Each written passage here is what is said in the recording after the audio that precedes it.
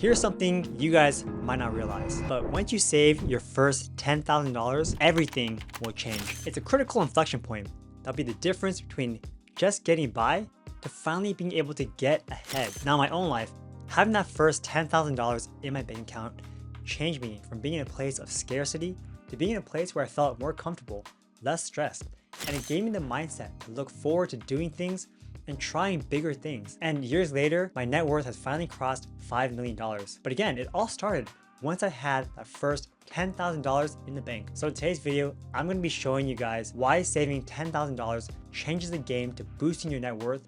And I'll share some tips on how you guys can get there ASAP. And the first reason why everything changes once you save $10,000 is because it gives you peace of mind. You know that feeling of staying awake at night and worrying about how you're going to be able to pay for next month's rent or how you're going to be able to pay for any unexpected bills? That kind of stuff can keep you up all night and can ruin the next day for you. And one of my most stressful times was when I just graduated from college and my income wasn't very stable. So I was working as an intern for a large defense contractor who even paid for my last year of college and my master's degree. But when I graduated, company was having internal problems and they were in the middle of a massive layoff. And since they were laying off people, they told me that as the new guy, they wouldn't let me go, but instead told me to take a 2-week unpaid vacation while they looked for some more work for me to do. So every 2 weeks I check in with them and see if they had any work, and they said no. And this went on for 6 weeks where I wasn't getting paid. And then when I finally went back to work, they told me that all the money they paid for my master's degree was actually taxable income.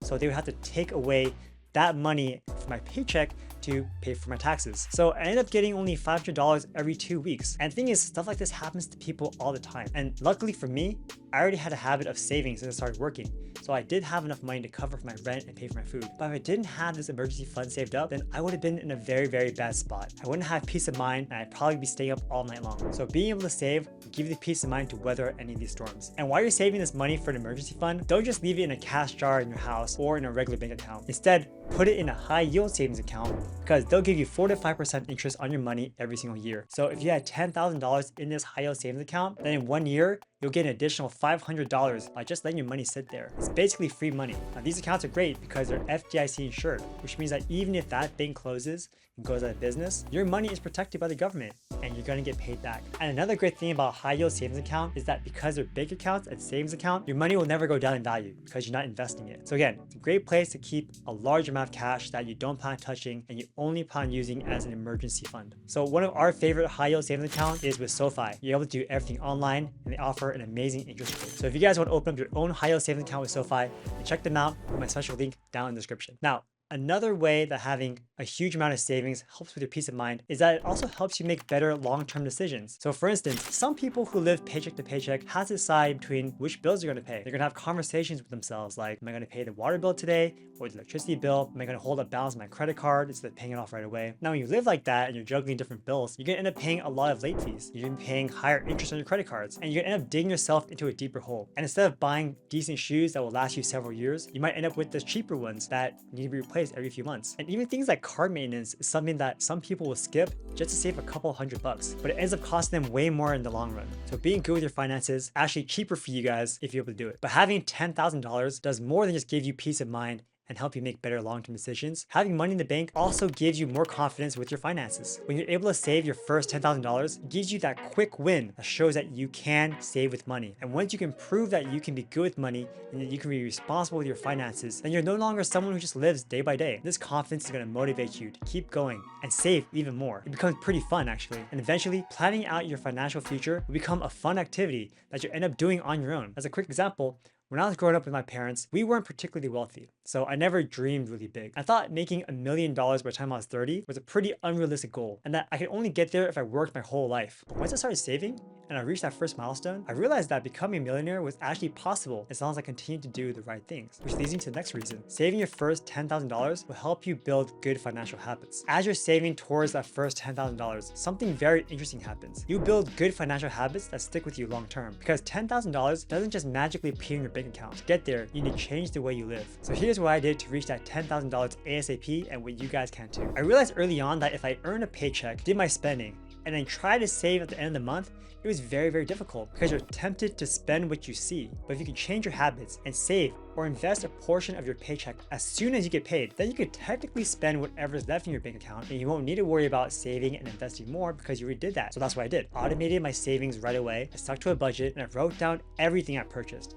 By writing everything down, it forced me to analyze my spending, and it made me realize I was buying a lot of garbage. So instead of buying things on impulse, I began putting items over $50 on a certain list, and I would only buy those items if they were still on my wish list after 6 months. So if you can do that for yourself and realize that every dollar that you don't spend on random crap today is another dollar that you can invest in your future, it really starts to add up very fast. And even just saving a small amount of money now felt great, and it continued and motivated me to keep going. And by automatically investing and only living off a portion of your paycheck, you're gonna feel poorer, but it's gonna prevent you from blowing your money on stupid stuff. Now, some people are gonna think that they're only gonna start saving money once they make over $10,000 a year. But the truth is, if you don't start saving now, even if you're only making $50,000 a year, then you're not gonna start suddenly saving once you hit $100,000. If you don't develop the habit of saving now, then you're never gonna get into the habit of saving, because you're never gonna feel like you have enough to spare. And the worst part is, you're always gonna feel like you need more. And I guarantee you, when you start making more money, you're just gonna end up spending more money. It's called hedonic adaptation, and that's where your expenses scale up with the amount of money you make. You're gonna start getting a nicer apartment, a nicer car, you're gonna go to fancier restaurants, and you're still gonna end up with nothing saved after 20 years of hard work. So